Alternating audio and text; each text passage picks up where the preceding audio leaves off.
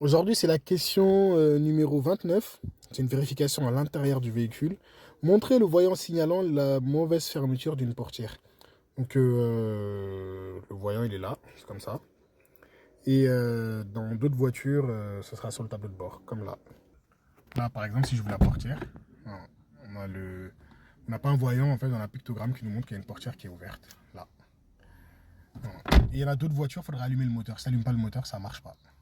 Question sécurité routière. Quelles précautions dois-je prendre pour que les enfants installés à l'arrière ne puissent pas ouvrir leur portière? En fait, actionner la sécurité enfant sur les deux portières arrière. En fait, c'est pour éviter que les enfants, quand ils sont à l'intérieur du véhicule, le véhicule roule, ils puissent ouvrir les portes pendant que ça roule, quoi. Et donc, pour éviter ça, on verrouille les portières avec un loquet.